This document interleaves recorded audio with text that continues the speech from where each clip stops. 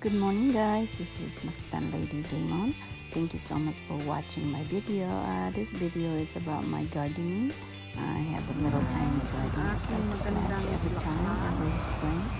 And I planted a lot of stuff lately and it's beginning to grow. I've been waiting for my okra to grow and also my green beans, long green beans, Asian green beans, and also some other one. I planted some onions also. I basically plant anything that I come across with any seeds and stuff. So pretty. And I have a mulberries, which too bad that the squirrel eat it. But anyway, this is what I got right now. I'm planting it, and some of them are growing so fast. Green beans and onions and all sorts of stuff. And cabbage. I got a cabbage. It's actually in the front. Also planted some corn. You should be starting coming out too. And other things. Anyway, thank you so much for always watching my video. I just thought, a little bit less than, you don't need to have a land to plant something. All you have to do is get some soil and plant and put it in a pot, and you'll get something done. And that's what I do. I love planting. It's my therapeutic, and also the aspect of growing it and then actually harvesting something later is the thing. And I have like sweet potato and Philippine kangkong, and also some other things that I planted out of all my garden, and also lemongrass. So there's a lot of stuff that I planted, and like I said, it's only spring and it's starting to come out now. So hopefully some of the stuff that I planted like corn and eggplant, actually I have one eggplant coming out, so I should have more. I'm still waiting for my okra to grow up. I normally need some heat, and right now because it's spring, it's kind of difficult for them to come out yet, so it hasn't come out yet. I have bell pepper and also hot pepper, banana pepper, and watermelon, and also pumpkin. I planted all that stuff, and also peas. I also planted some peas. So yeah, and beside my roses, which is so beautiful, and also I planted some my sibling some of it, and now I have actually about four of them that is growing, and I think I put that one because that roses I have that for forever since 2000. So that was my husband and I's first house when we bought a house in Florida.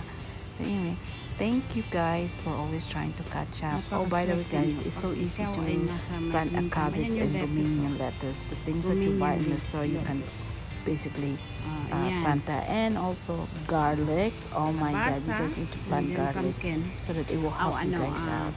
Anyway, thank you guys. It save you a lot of money when you start producing. So you just have to keep at it, and it's such a joy when you do gardening. Thank you so much for watching. See you guys next time in my next upload, and gardening and saving money for your family, and also having fun and have a therapeutic time while you're gardening. Just the touch of the soil is so beautiful. The feeling of it, part of being on my goodness! Thank you. See you guys later. Bye! Ayan. Ayan pa ang aking sili. Bell pepper ata yan. Ayan ang aking tanim. Siyempre, tanim-tanim pag may time guys. Para makasave kayo ng pera. Diba? Napakaswerte nyo pag ikaw ay nasa may green thumb. Ayan yung lettuce, oh. Romanian lettuce. Ayan. Kalabasa, and then pumpkin. Something else. I can't remember the name of it. Pakwan pa yan, pakwan. I think watermelon. Ayan. Another part of my garden. Ayan. Medyo natadry siya kasi yung hangin ang lakas. And let us go. Ayan. aking mga tanim. Ayan, may beans na ako. Oh my God. Ayan na siya. Lumabas na siya. Oh my goodness. Salamat. Ayan. Ayan pa ang aking sili. Black pepper ata. Ayan. Ayan ang aking tanim. Siyempre, tanim-tanim pag may time, guys. Para makasave kayo ng pera. Hindi ba?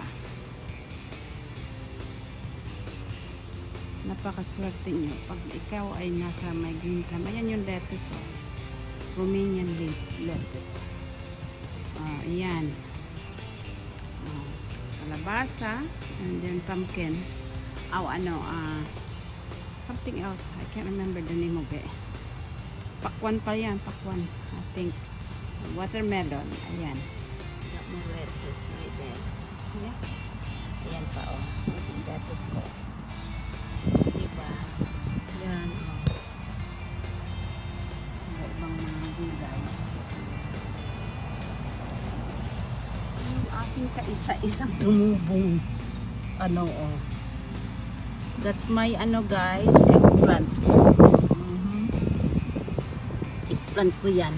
Yung mangga, hindi tumubo. Sayang. Baon ko nga. Malay mo. Tumubo siya. Ngayon natin natuto siyang lumalabas na, oh. Ayan. Kailangan mga tanim ang maliliit pa. Yung nilalagay ko sa aking ramen. Diba? Got more lettuce right there. Yeah. Ayan pa, oh. Yung lettuce ko. Diba? Yan, oh. Ibang mga gulay. Yung aking kaisa-isang tumubong oh. That's my guys, eggplant. Eggplant ko yan. Yung mangga, hindi tumubo. Sayang. Baon ko nga. Malay mo. Tumubo siya. Ngayon natin natuto siyang lumalabas na, oh. Ayan. Kailangan mga tanim ang maliliit pa.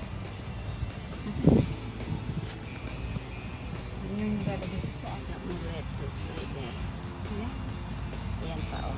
Yung lettuce ko. Diba? Yan, oh. Ibang mga gulay. Yung aking kaisa-isang tumubong oh. That's my guys, eggplant. Eggplant ko yan. Yung mangga, hindi tumubo. Sayang. Baon ko nga. Malay mo. Tumubo siya. Ngayon natin natuto siyang lumalabas na, oh. Ayan. Kailangan mga tanim ang maliliit pa. Yung nilalagay ko sa aking ramen. Ayan, ang aking mga tanim. Diba ang ganda? Sarap magtanim talaga. Grabe. Yung mga seedling ko hindi pa lumalaki. Siya malaki na siya, oh. Tingnan nyo. Masarap yan. Igulay. Ayan, diba?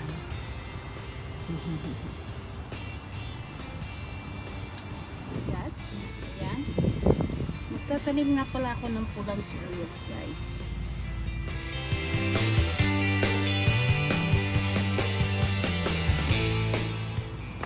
Ayan, ang aking mga tanim. Diba ang ganda? Sarap magtanim talaga. Grabe.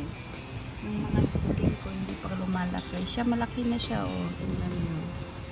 Masarap yan. Igulay. Ayan, diba?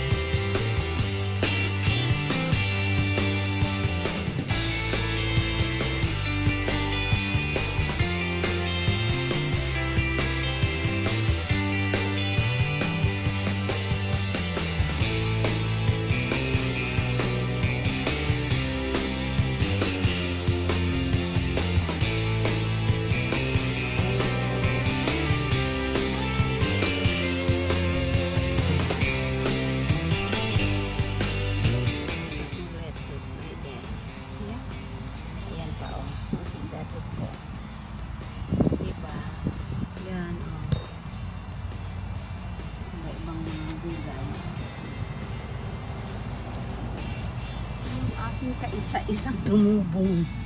Ano, oh. That's my, ano guys, eggplant.